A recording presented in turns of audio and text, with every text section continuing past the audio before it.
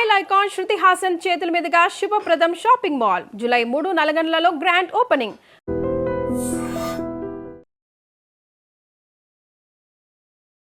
I dream చూస్తున్న ప్రేక్షకులందరికీ నమస్కారం. ఈరోజు మనతో పాటు జ్యోతిష్య వాచస్పతి బ్రహ్మశ్రీ పోతుకుచ్చి చంద్రమౌళి శాస్త్రి గారు మనతో పాటు ఉన్నారు. గురుగారితో మాట్లాడదాం. నమస్కారం గురుగారు. ఓం శ్రీమాత్రే నమః. ఓం గణేశాయ నమః. గురుగారు, చాలా మందికి అప్పు అనేది ఒక భూతంలా కనిపిస్తూ ఉంటుంది. ఎందుకు అలా అన్నాను అంటే ఏంటంటే పదే పదే దాన్ని తలుచుకుంటూ బాధపడుతూ ఉంటారు చాలామంది. ఏంటంటే అప్పులు ఉన్నాయి అని దాని గురించి మనాది పడడం బాధపడుతూ ఉంటారు. అయితే దాని నుంచి బయటపడాలన్నా లేదా ఆర్థికంగా బాగుండాలన్నా ఆధ్యాత్మికంగా మనం ఏమైనా చేసుకోవాల్సిన పరిహారాలు ఉంటే తెలియజేస్తారా? అమ్మ, మన ఋషులు ఎన్నో రకాలైనటువంటి మంత్రాలని ఇచ్చారు, తంత్రాలని ఇచ్చారు, స్తోత్రాలని, శ్లోకాలని ఇచ్చారు. అవన్నీ ఎన్ని చదివినా ఎన్ని ఇచ్చినా ముందు మనకంటూ ఒక ఆత్మస్థైర్యం ఉండాలి. మనస్సుని మనకి మనమే ముందు ప్రిపరేషన్ చేసుకొని ధైర్యాన్ని ఆకలింపు చేసుకోవాలి. మనస్సులో ధైర్యం లేనివాడు అప్పు చేయడు. అప్పు చేసినవాడు మనసులో ధైర్యం లేకపోతే వాడు నిలబడలేడు, కూర్చోలేడు, పడుకోలేడు. అవునా కదా?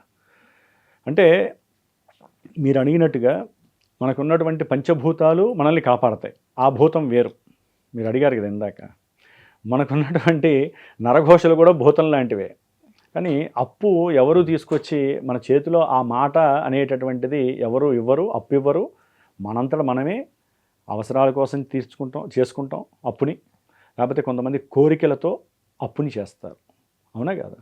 అవసరానికి చేసేటటువంటి అప్పు ఎవరైతే చేస్తారో వారు వారి యొక్క పరిధుల్ని దాటి ఒక రకంగా అప్పు చేయరమ్మా. అదే కోరికలతో చేస్తారు చూసారా? ఆ కోరికల వలన చేసేటటువంటి అప్పు వాడు ముందే ప్లాన్ చేసుకుంటాడు. తీరుస్తా, లేకపోతే చేతులు ఎత్తేస్తా. దాన్ని మన వాళ్ళు ఐపీ అని కోర్టుకెళ్ళినా ఎవరేం చేయలేరు. అది బెదిరిస్తాడు. లేకపోతే వాడు కాదు, వీడు నలుగురిని రౌడీని పంపిస్తాడు అడుగుతున్నందుకు. లేదా పోలీస్ స్టేషన్లో ముందు అప్పు తీసుకున్నవాడే వెళ్ళి వాడు నన్ను చిత్రహింసలు, హెరాస్మెంట్ పెడుతున్నాడు, కాబట్టి ఈ రుణ బాధల నుంచి నా వల్ల కాదండి, నేను చచ్చిపోతాను ఇట్లా అడిగితే కనుక అని చెప్పిన వాళ్ళు చాలామంది ఉన్నారు. అవునా కదా? రుణం తీసుకున్నవాడు ఎదురు తిరుగుతాడు. కాబట్టి రుణం అనేటటువంటిది మహాభూతము, మామూలు భూతం కూడా కాదు. దాన్ని రుణము అంటారు, లేకపోతే అప్పు అంటారు. అప్పు అనగానే వెంటనే మనసులో రకరకాలైనటువంటి వికారాలు కలుగుతూ ఉంటాయి. ప్రతి ఇంటిని టచ్ చేయండి. ఎవరో ఒకళ్ళు మాకు ఆ అప్పులు ఉన్నాయి, ఉన్నవాడు అదే మాట. నార్మల్ శాలరీ తీసుకునేవాళ్ళు అదే మాట అంటారు. కోట్ల డబ్బున్న వాళ్ళకి అప్పులు అనే బాధలే ఉంటాయి. దానికి క్రెడిట్ అని కూడా ఇంగ్లీష్లో పేరుంది. అట్లాగే గవర్నమెంట్ జాబ్స్ చేసే వాళ్ళకి అప్పులు ఉంటాయి. అసలు అప్పు లేనివాడు ఎవరున్నారు? మనం పుట్టింది దేనికో తెలుసా? రుణానుబంధాలు తీర్చుకోవడానికి.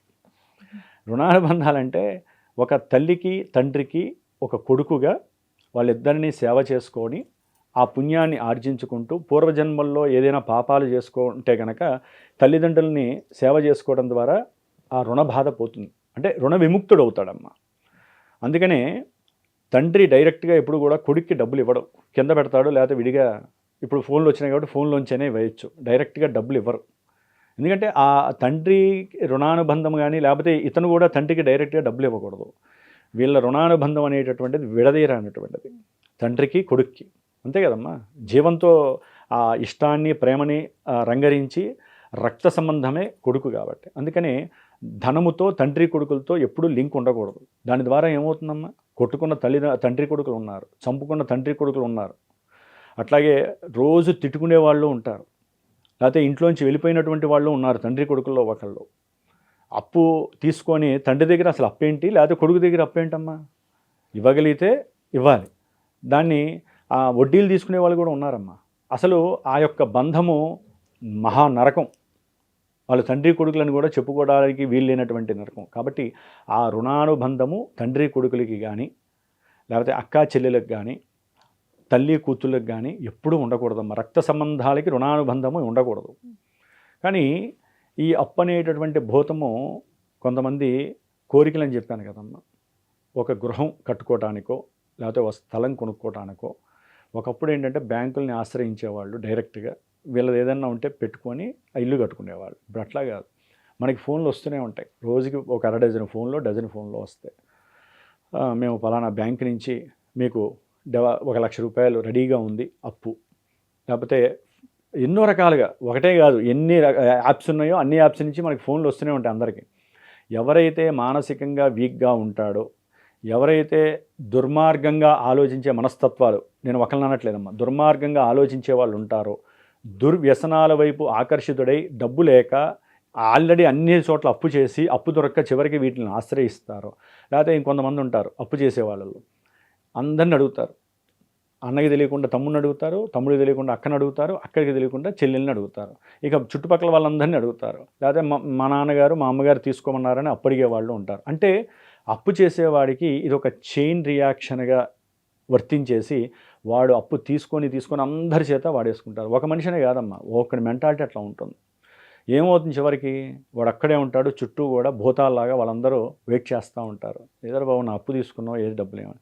కొంతమంది రాయించుకుంటారు, కొంతమంది రాసుకోరు. అప్పుడు ఏమవుతుంది, రాసుకునే వాళ్ళు ఏం చేస్తారు, కొట్టడానికి కూడా సిద్ధంగా ఉంటారు. అంటే ఇవన్నీ భూతాలు కాదమ్మా. అంటే అప్పిచ్చిన వాడిని మీరు భూతంగా చిత్రీకరించినట్టేగా తీసుకున్నవాడు. దేనికి తీసుకున్నామంటే దానికి సమాధానం ఉండదు.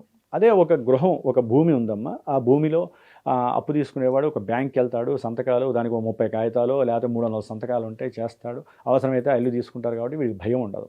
అవునా కదా? మరి ఒక వెహికల్ తీసుకునే వాళ్ళు ఉంటారు. కొంతమంది పెళ్ళిళ్ళు చేయడానికి కూడా అప్పులు చేస్తారమ్మ. ఇక్కడ ఒకటి ఆలోచించాలి ఎప్పుడూ కూడా, అందరూ కూడా. మన దగ్గర ఒక 10 రూపాయలు మన దగ్గర ఉన్నాయమ్మా.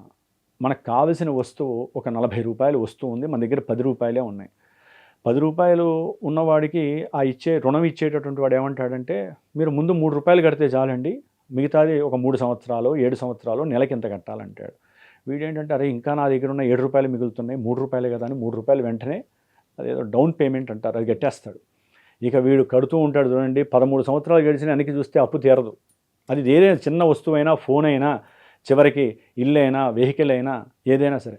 ఇక అప్పు చక్రవడ్డీ, బారు వడ్డీ అంటారు కదా, పెరిగిపోతూనే ఉంటుంది. మహానుభావుడు వెంకటేశ్వర స్వామి కుబేరుడికి ఇస్తూనే ఉన్నట్టుగా అదంటే దైవలీల.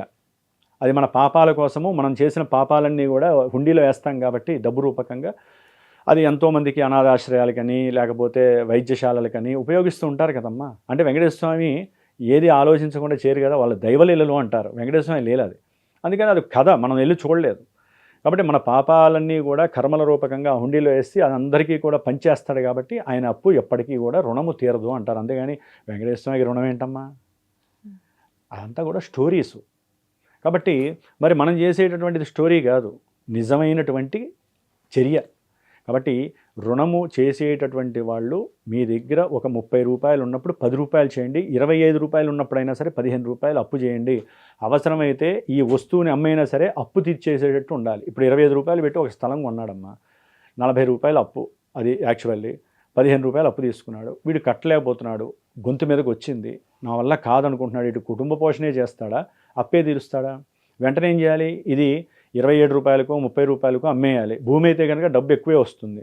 లేదా మరీ అవతల వాడు కత్తి పెట్టేశాడు అనుకోండి, ఏం చేయాలి, 23 రూపాయలకి అమ్మేసి 15 రూపాయలు వాడికి తీర్చి మిగతా 8 రూపాయలతో హ్యాపీగా ఒక దైవక్షేత్రానికి వెళ్ళి, నాయన జీవితంలో అప్పు చేయను, నేను అద్దీంట్లోనే ఉంటాను, అయిపోలే. వాడు ఎంత రిలాక్స్గా తింటాడు, ఎంత రిలాక్స్గా పడుకుంటాడు. అదే 3 రూపాయలు డౌన్ పేమెంట్ చేసి దాదాపు 37 రూపాయలు జీవితాంతం నువ్వు నరకం. ఎందుకమ్మా ఇప్పుడు విదేశాలకి చదువు కోసం పంపించలేదమ్మా, ఎంతమంది క్షోభిస్తున్నారు చెప్పండి.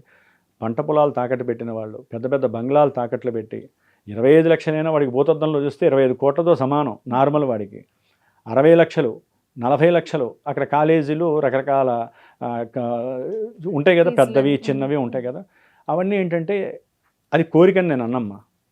మనం కూడా ఒక ఉన్నతమైనటువంటి వ్యక్తుల్లో మనం కూడా ఒకళ్ళగా ఉండాలని చెప్పి ప్రతి తల్లి తండ్రి, అమెరికా అదేం చెడ్డది కాదు, అమెరికా అది కూడా మంచి చదువైనటువంటి ప్రదేశము, అక్కడ చదువు స్థానంలో చూద్దాము అని పంపిస్తారు. ఎందుకంటే ఆల్రెడీ వెళ్ళిన వాళ్ళు బహుకోటీశ్వర్లు కూడా ఇక్కడ ఉన్న వాళ్ళు లేరంటారా?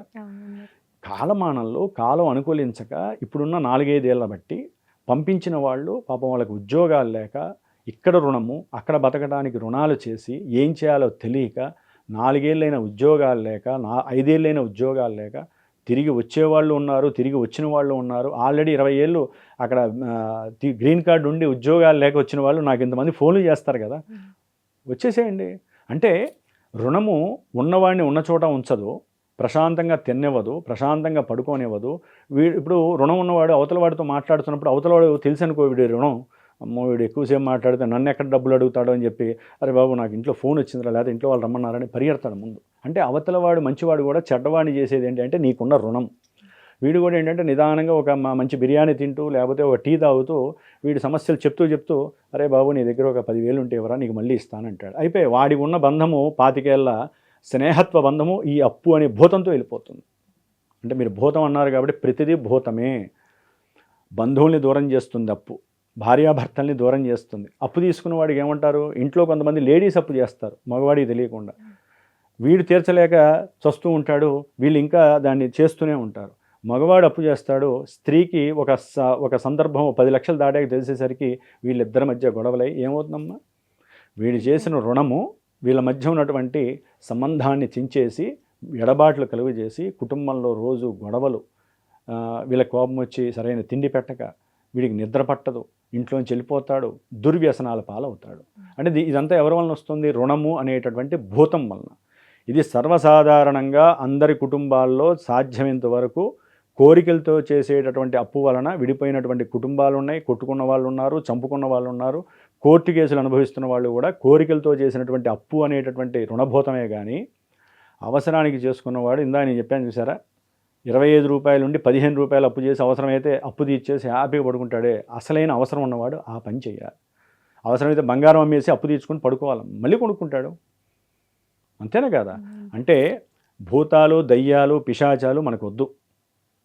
మనకి ధనలక్ష్మి కటాక్షం 10 రూపాయలు ఇస్తే ముద్దుగా ఆ 10 రూపాయలని భిక్షగా స్వీకరించి హ్యాపీగా ఆనందంగా డబ్బులు ఉన్నప్పుడు బిర్యానీ తినాలి, లేకపోతే డబ్బులు లేనప్పుడు ఇంట్లో చది మూట అది అంటారు కదా, పెరుగన్నం తినాలి. చాలదమ్మా, కడుపు నిండడం ప్రధానం కదా. కాబట్టి వాళ్ళని చూసి మనం కూడా అప్పు చేయాలి అనే భావన ఎవరికైతే ఉందో, ఇప్పుడు ఎక్కువగా సెల్ ఫోన్స్కి, బండ్ల వెహికల్స్, మోటార్ వెహికల్స్కి అప్పులు ఎక్కువగా ఇచ్చేవాళ్ళు అయ్యేసరికి ప్రతి వాళ్ళు కూడా వెహికల్స్ తీసుకుంటున్నారు. ఏమవుతుందమ్మా, కట్టేవాళ్ళు తక్కువ అవుతున్నారు, ఉద్యోగాలు లేక మానసిక క్షోభతో పాటుగా వీళ్ళకు ఉన్నటువంటి కీర్తి, గౌరవము, ప్రతిష్ట, 100 కోట్లు అప్పు చేసి బిజినెస్ పెట్టిన వాళ్ళు కూడా నట్టేట మునిగిన వాళ్ళు ఇంతమంది ఉన్నారమ్మా. నాకున్న 30 సంవత్సరాల్లో నేను ఎంతోమందిని చూశాను. శనిగ్రహ దోషాలు వచ్చినప్పుడు, ఏలినాడు శని బాధలు వచ్చినప్పుడు ధన్మన పడిపోతారు. అంటే ఏం చేస్తాడు శని, చూస్తూ ఉంటాడు అప్పటిదాకా, అరే చేయి మహకరా అని ఆయన చెబుతాడు, మనకి వినపడదే, ఆయన కిరణాల ద్వారా మనకి వినపడదు. అప్పుడు ఏం చేస్తాడు వీడు, అప్పు చేస్తూ నేను పెద్ద బిజినెస్ మ్యాన్ అనుకుంటాడు. ఒక్కసారి ఆయన కళ్ళు తెరుస్తాడు, ఏలినాడు శని అడుగు పెట్టంగానే వీడు కింద పడిపోతాడు. చెప్పుకుంటాడు ఇక అందరికీ, నేను 100 కోట్లు విమానం తప్ప నేను కారు ఎక్కలా, రిక్షా ఎక్కలా, ఇప్పుడు చూడు నడు రోడ్డు మీద నడుస్తానా అని చెప్పిన వాళ్ళు ఇంతమంది ఉన్నారమ్మా నాకు తెలిసి. అట్లాగే నేను అనేది ఏంటంటమ్మా, రుణం చేసేటప్పుడు మాత్రము ఆలోచించండి, ఇది మహాభూతము. కొంతమంది ఇళ్లల్లోంచి పంచదారలు, ఇళ్లల్లోంచి కందిపప్పులు కూడా తీసుకునే వాళ్ళు ఉన్నారు. వాళ్ళ ఇంట్లో ఉన్నాయి, కొనుక్కునే స్టామినా ఉన్నా కూడా ఏముందిలే ఈ పూటకే కదా అని తీసుకుంటారు. ఎవరైతే గనక అవతల వాళ్ళని ధనరూపకంగా కాకుండా ఏ వస్తువైనా సరే అప్పుగా అడిగితే ఆ ఇంట్లో లక్ష్మీదేవి నిలబడదు. ఇచ్చిన వాళ్ళు కూడా ఇక వాళ్ళని తిట్టుకోవడం ఇప్పటిదాకా మంచిగా మాట్లాడుకుంటారు. ఇచ్చిన వాళ్ళు ఆవిడికి ఇంత స్పూన్ ఇస్తేనే ఆ స్పూన్ వచ్చేంత వరకు కూడా అత్త లేదు, కోడలు లేదు, ఏది ఉండదు. అవునా కదా? మరి అలాంటిది ఒక గ్లాసు పంచదారో ఒక గ్లాసు కందిపప్పు ఇచ్చి ఆవిడ ఇంకా ఇవ్వలేదే అని అనుకోరా? ఇది ఒక భూతం లాంటిది కాదా? అది కూడా ఒక అప్పేగా. కందిపప్పు అప్పును ఇచ్చిన వాళ్ళకి మంచిది కాదు, తీసుకున్న వాళ్ళకి మంచిది కాదమ్మా. కాబట్టి రుణాన్ని చేసేటటువంటి వాళ్ళు ముందు ఆ రుణానికి సంబంధించినటువంటి ఆలోచన చేయండి.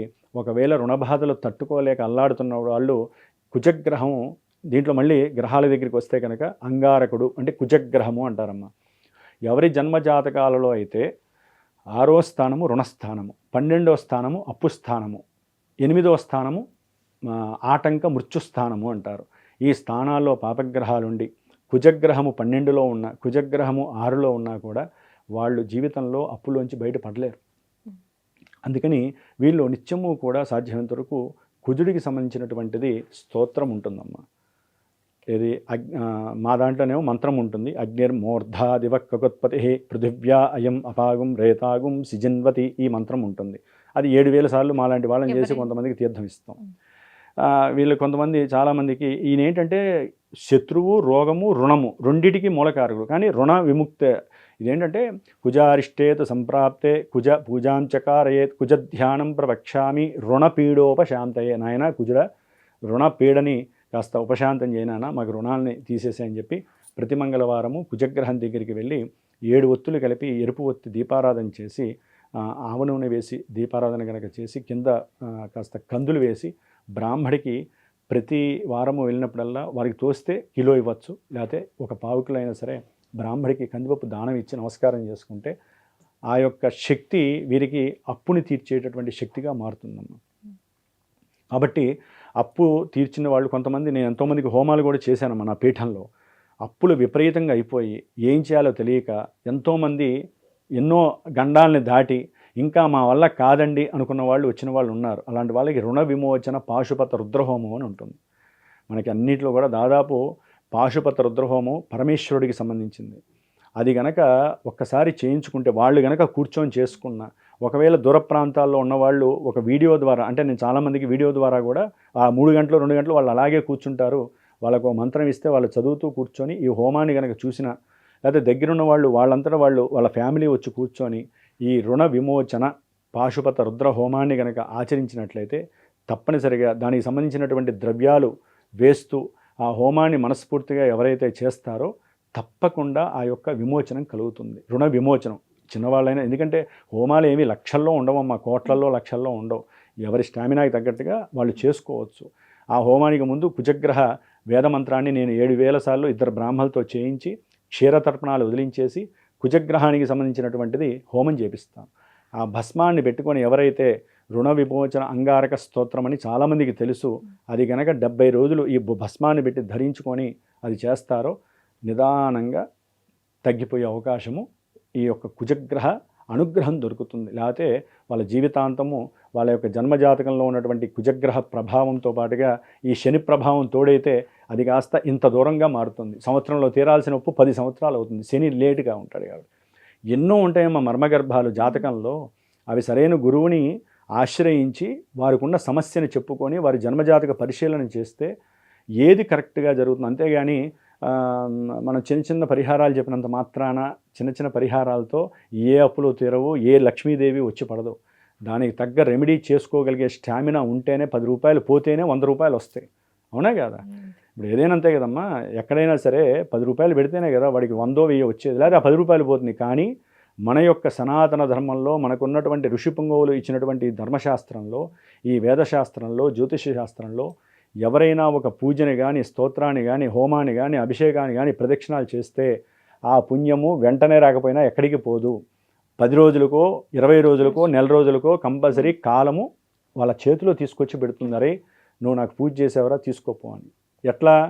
వాళ్ళ విదశలో, సూక్ష్మదశలో, అంతర్దశలో అలా చేంజ్ అవుతాయి కదా, ఆ సమయంలో వీళ్ళు చేసిన పుణ్యం వస్తుంది. లేకపోతే అవి వస్తూ వెళ్తూ ఉంటే ఈ రైలు ఆగనట్టుగా చిన్న చిన్న స్టేషన్లో రైలు ఆగవు కదా, ఆయన వస్తూ ఉంటే ఆ కిరణాలు వీళ్ళని చూసుకొని వెళ్ళిపోతుంది. వీడు పూజ చేసినా హోమం చేసినా ఆ కిరణాలు వాడి మీద పడి, అరే నా హోమం చేసినే కదా కాబట్టి వీడికి నేను అప్పుల బాధ తీర్చాలి. ఇట్లా మనం అన్వయించుకుంటే అమ్మ లౌకికమైనటువంటి ఎన్నో భాషల్ని కూడా మనం అవలంబన చేసుకొని మనకున్న సమస్యల్ని నివృత్తి చేసుకోవడానికి మన శాస్త్రాలలో ఎన్నో పూజలు, ఎన్నో వ్రతాలు, ఎన్నో హోమాలు ఉన్నాయి. ఆశ్రయించి చేసుకోవడం ద్వారా మాత్రమే ఈ రుణము అనేటటువంటి మహాభూతము దూరం చేసుకునేటటువంటి అవకాశం లభిస్తుంది. మహాగణపతికి కూడా ఒక మూలమంత్రం ఉంటుంది. ఆ మూలమంత్రంతో కూడా హోమాలు చేసుకొని విఘ్నాలు లేకుండా బయటికి వెళ్ళిన వాళ్ళు చాలామంది ఉంటారమ్మా. ఏదైనా పెద్ద పెద్ద వ్యాపారాలు కానీ, వస్తువులు కానీ, ఇల్లులు కట్టేవాళ్ళు ఈ రుణము చేయాలి, అది ప్రైవేట్ బ్యాంకా గవర్నమెంట్ బ్యాంకా అనేటటువంటి వాళ్ళు పెళ్ళిళ్ళకైనా సరే ఒకళ్ళు ఎవరైనా సరే ఒక 10 లక్షలు అప్పు చేస్తే దానికి తగ్గట్టుగా కొంతైనా సరే ఇలాంటివి మళ్ళీ తొందరగా మాకు రుణం తీర్చే శక్తిని ఇవ్వమని ఇందాక నేను చెప్పిన హోమాన్ని కనుక ఆచరించుకొని ఆ భస్మాన్ని పెట్టుకుంటే వాడికి 10 లక్షలు ఒక 4 సంవత్సరాలు కట్టాల్సింది ఒక 40 నెలల్లో కూడా వాడు తీర్చుకునే శక్తి ఆ గ్రహం ఇస్తుంది. నిండా మునిగిన తర్వాత మనం పైకి రావాలంటే కష్టం కదా, ముందుగానే మనం అర్జీ పెట్టుకోవాలి, నాయన నేను ఇల్లు కట్టుకోవడానికి నీ యొక్క అప్పు తీసుకుంటున్నాను కాబట్టి నేను ఈ హోమం చేస్తున్నాను, తొందరగా నా రుణము నివృత్తి జరగాలి అని ఆ అప్పు తీసుకునేటటువంటి ముందు రోజు 20 రోజుల ముందు వాళ్ళు అలా హోమం చేసుకొని ఆ భస్మాన్ని పెట్టుకుంటూ అప్పు తీసుకున్నారనుకోండి దెబ్బమ్మడికి వెళ్ళిపోతాయి అప్పులు. విన్నారు కదా గురుగారు చెప్పిన పరిహారాలు. మీకు కూడా జన్మజాతక పరిశీలన చేసుకోవాలి అనుకుంటే స్క్రీన్ మీద కనిపిస్తున్న నెంబర్కి కాల్ చేసి గురుగారిని కాంటాక్ట్ అవ్వండి. ధన్యవాదాలు గురుగారు. శుభమస్తు.